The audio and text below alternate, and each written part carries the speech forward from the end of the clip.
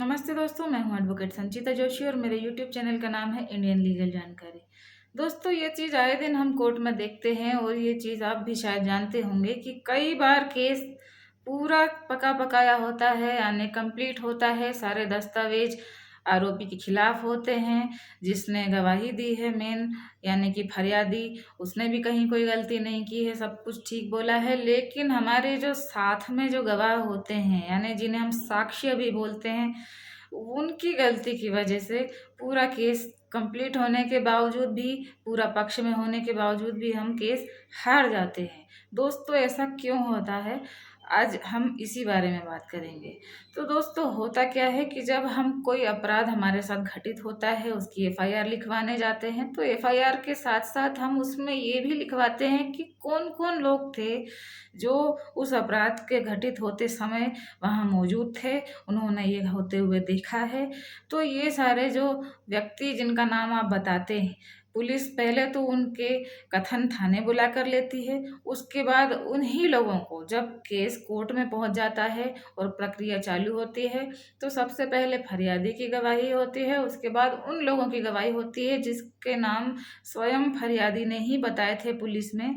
और उन लोगों की गवाही की वजह से कई बार ऐसा होता है कि फरियादी को नुकसान झेलना पड़ जाता है। और ऐसा इसलिए होता है कि कई बार तो ये होता है कि जिन लोगों से फरियादी की उस समय अच्छी अंडरस्टैंडिंग थी, जिस समय वो एफआईआर कराने गए थे, उन्होंने बोल दिया था कि हाँ, हम गवाही देने के लिए कोर्ट में मौजूद होंगे, बिल्कुल टेंशन मत लो, हम तुम्हारे साथ हैं। लेकिन होता यह है कि जब कोई केस कोर्ट में पेश होता है और गवाही तक वो पहुंचता है, उसकी प्रक्रिया, तो कम से कम तब तक साल 2 साल, कई बार तो 3-3 4-4 साल भी हो चुके होते हैं। इस दौरान जो गवाह होते हैं, उनसे फरियादी की या तो कम्युनिकेशन टूट चुकी होती है, या फिर उन लोगों के बीच किसी न किसी बात को लेकर मनमुटाव हो चुका होता है, या फिर और भी कोई दूसरे कारण हो सकते हैं। लेकिन ऐसा होने की वजह से होता ये है कि जब गवाही पर बात पहुंचती है और ऐसे गवाहों को बुलाया जाता है कोर्ट में यानी साक्षियों को, तब होता यह है कि कई बार तो ऐसे साक्षी या तो कोर्ट में उपस्थित ही नहीं होते हैं। कोर्ट उनको एक बार बुलाती है, 2 बार बुलाती है, फिर नहीं आते हैं वो, तो कोर्ट उसका गवाही से नाम काट देती है। ठीक है? तो एक तो ये हो जाता है आपका नुकसान, या फिर माइनस पॉइंट भी बोलें इसको हम अपना।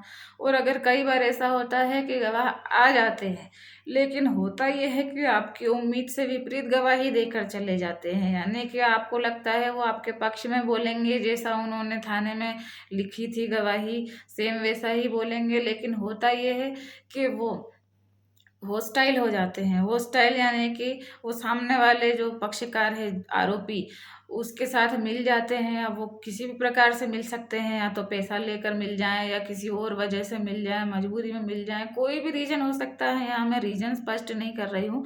लेकिन वो सामने वाले से मिलकर, होता ये है कि कोर्ट के सामने खड़े होके उल्टी गवाही देकर चले जाते हैं। वो ये बोल देते हैं कि इस व्यक्ति को हम ठीक से पहचानते नहीं हैं, हो सकता है उस टाइम ये हो या ये ना हो, हमको याद नहीं। या फिर वो ये बोल जाते हैं कि नहीं, ये व्यक्ति हमारा इसने अपराध नहीं किया है, पुलिस ने हमारा नाम जबरन डाल दिया है, हमको पूछा नहीं है।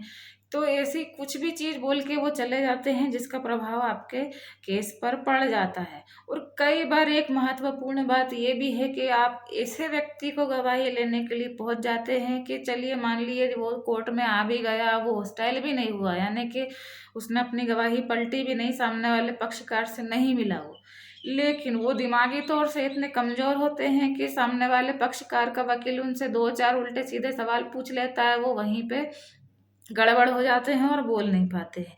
तो ये बात भी बहुत ज़रूरी है कि जब आप किसी एफआईआर में किसी व्यक्ति को गवाह बना रहे हैं, तो आपको स्पष्ट और एक अच्छे स्वस्थ मानसिक व्यक्ति, जिसकी दिमागी हालत ठीक है, जो डरपोक नहीं है, कमज़ोर नहीं है, घबराता नहीं है जल्दी-जल्दी, तो ऐसे व्यक्ति, मजबूत व्यक्ति को ही गवाह बनाना है आपको।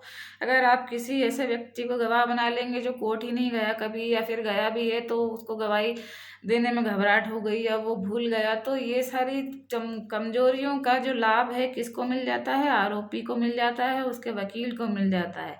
तो 3 बड़ी गलतियां जो हम करते हैं, जिनकी वजह से 99% लोग गवाहों के पलटने की वजह से, या गवाहों के गलत जवाब दे देने के कारण ही छूट जाते हैं, क्योंकि किसी एक केस में एक फरियादी के अलावा अकेले उसकी ही गवाही पर केस निर्धारित नहीं होता है, उसके साथ के जो गवाह हैं उन पर भी काफ़ी हद तक केस का जो रिजल्ट है वो निर्भर करता है। तो जब भी कभी आप एफआईआर लिखवाते हैं तो आप ऐसे व्यक्ति को ही चुनें जिस पे आपको पूरा विश्वास है कि वो कोर्ट में जाके पलटेगा नहीं, या सामने वाले व्यक्ति से मिलेगा नहीं, या फिर वो कोर्ट में जाके घबरा नहीं जाएगा।